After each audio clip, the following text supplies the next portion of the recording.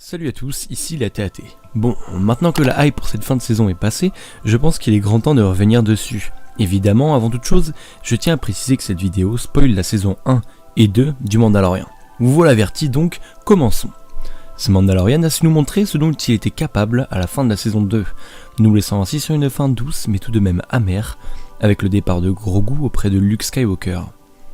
Luke ayant promis à Din d'entraîner celui qu'il considérait comme son fils, afin qu'il maîtrise son pouvoir. Vous l'aurez deviné, cette saison 2 offre pour la suite de la série diverses possibilités et donc théories. Et aujourd'hui, je voulais vous proposer 3 théories pour la suite de l'aventure du Mandalorian. Allons-y. Nous ferons connaître des Jedi. Enfin, nous aurons notre revanche. Quelle bonne idée de venir vous joindre à nous. La fête est terminée. Tu étais l'élu, c'était toi. Allez Chico, on fait la gauche. Il faut bien que je vous sorte d'ici. Je ne te décevrai pas. Non. Laissez pas. Fais-le. Ou ne le fais pas.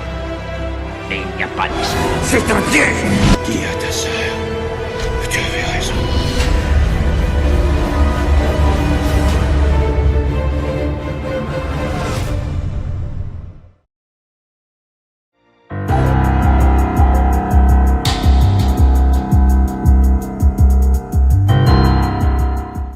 Après avoir vaincu le Moff Gideon en combat singulier, Din Djarin hérite du droit de manier le sabre noir et de ce fait tenter de prendre le trône de Mandalore, et si Bo-Katan veut le récupérer, elle doit le vaincre à son tour en duel.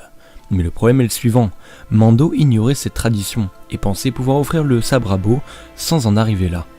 Gideon avait donc tout prévu pour empêcher Katan de s'en emparer, voulant créer ainsi soit une discorde dans leur relation, amenant ainsi au duel, ou encore à l'inverse, la résignation de Katan à le récupérer, laissant ainsi Din devenir l'héritier du trône mandalorien.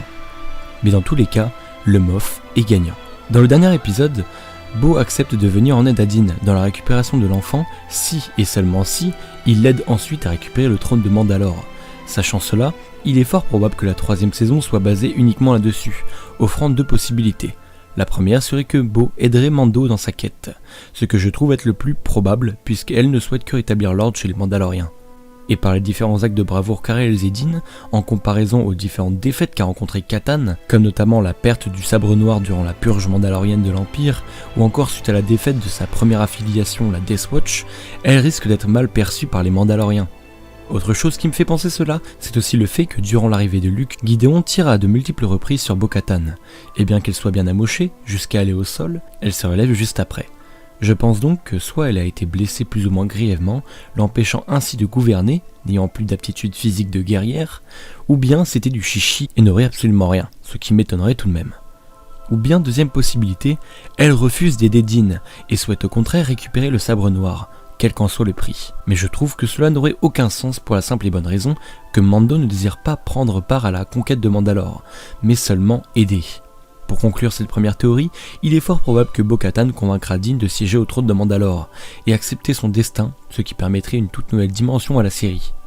Autre chose qui serait intéressant, ce serait l'arrivée de Sabine Wren, qui je pense aurait plus d'impact dans la série Ahsoka, mais pourrait faire son apparition pour nous rappeler le lien qu'elle avait avec Bo, et le fait que c'est la faute de Katan si elle a perdu le sabre noir.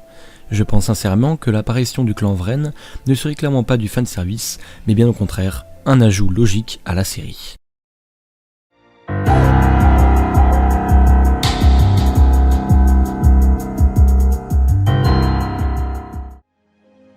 Le Moff Gideon affirme à Din qu'il n'a plus besoin de l'enfant, étant donné qu'il a récupéré tout ce qu'il voulait de lui, c'est-à-dire son sang utilisé pour créer ce qui semblerait être des humanoïdes. Beaucoup y voyaient évidemment le lien avec Snoke, qui est un être créé de toutes pièces par l'empereur, ou du moins le clone de l'empereur, oui, parce que pour ceux qui l'ignorent, J.J. Abrams, le réalisateur de l'épisode 9 de Star Wars, a annoncé que l'empereur que l'on voit est un clone de Sidious. Ainsi, il y a 2 possibilités. Ou ce sang a été dans le but de créer Snoke, ou bien de créer un clone de l'empereur Palpatine, ce que je pense être le plus probable. Car il est dit que c'est Sidious qui a créé Snoke, donc sans Palpatine, jamais Snoke n'aurait vu le jour. Dans le cas inverse, où il s'agirait bien ici de Snoke, et non Palpatine, cela expliquerait le grand nombre d'humanoïdes ratés, visibles dans la base impériale de Nevarro, comme on peut le voir aussi dans les cuves de l'épisode 9 sur Exegol, insinuant ainsi qu'à l'image du légende, Sidious avait anticipé sa mort et avait préparé des clones de lui-même, à la simple différence que dans le légende, ce sont des clones plus jeunes et non ridés et balafrés de lui. Ainsi, en voulant agir dans l'ombre, il utiliserait Snoke comme un intermédiaire, un pantin, créé de toutes pièces par lui-même via le sang de Grogu, ce qui expliquerait bien des choses, comme notamment le fait que Snoke est un utilisateur de la Force sans sabre laser, comme si c'était un don, et le fait qu'à de multiples reprises, l'expression « ramener l'ordre dans la galaxie », exprimée par le reste de l'Empire et Gideon en rappelant l'importance de l'enfant, notamment ferait écho direct à Snoke, le futur suprême leader de ce fameux ordre qui apporterait l'ordre dans la galaxie grâce au sinistre Premier Ordre.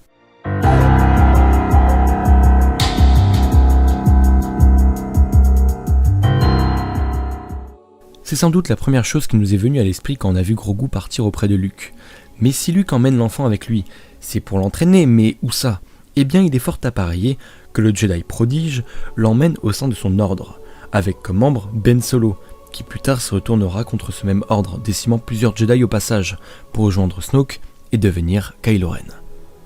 Et si Ben avait tué Grogu durant ce massacre ? Pour l'instant, ce n'est que supposition. Rien n'est sûr et cela offrirait un destin vraiment cruel, je trouve, pour celui qu'on trouve si mignon à l'écran et au passé tragique. Mais bon, ce n'est pas excluant. De plus, il s'écoule près de 19 ans entre le moment où Grogu rejoint l'ordre Jedi et la chute de l'ordre de Luke. En 19 ans, il a pu se passer donc énormément de choses. Grogu a très bien pu choisir de quitter l'ordre, jugeant que sa formation était achevée, un peu à l'image de Kyle Katarn dans le Légende, qui a quitté l'ordre de Luke pour reprendre son activité de contrebandier avec celle qu'il aimait.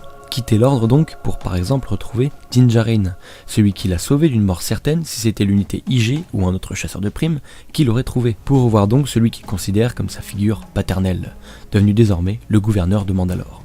Bon ok, là je vais peut-être un petit peu loin mais vous avez saisi l'idée. Il n'est donc pas impossible que Grogu meure, mais il est tout à fait possible aussi qu'il s'en sorte et retrouve Din pour vivre de nouvelles aventures à ses côtés, comme dans le passé, ce qui serait je trouve une belle fin pour cette série. Et j'ai aussi une autre théorie concernant l'apprentissage de Grogu par Luke. Il est possible qu'en réalité Luke n'ait pas encore créé son ordre et décide, tout comme Yoda l'a fait pour lui dans le 5, de l'entraîner et le former. Ainsi, voyant que sa formation auprès de Grogu a fonctionné, Luke aurait pu avoir l'envie de créer sa propre académie en prenant comme premier élève Ben et laissant Grogu à Din maintenant qu'il maîtrise son pouvoir. Je trouve que cette possibilité-là n'est pas non plus à exclure. Voilà les amis pour ces 3 théories, n'hésitez pas à me dire ce que vous en pensez dans l'espace commentaire, et comme toujours, si vous en avez d'autres, n'hésitez pas aussi à me les dire. J'espère sincèrement que cette vidéo vous aura plu les amis, ça m'a pris pas mal de temps à la monter, j'ai attendu que cette hype au niveau de la saison 2 de The Mandalorian soit passée pour vous la faire. Donc voilà, encore une fois j'espère que cette vidéo vous aura plu, si c'est le cas n'hésitez pas à me le faire savoir les amis en lâchant votre plus beau pouce bleu de l'espace comme toujours. Merci à tous ceux qui rejoignent la force en s'abonnant, c'est juste super, on se rapproche fortement des 3000 abonnés et ça c'est juste énorme. Bon, moi les amis je vous laisse, je vous dis à tous et à toutes à très vite pour une nouvelle vidéo, portez-vous bien les amis et surtout n'oubliez pas que la force soit avec vous pour toujours. À très vite.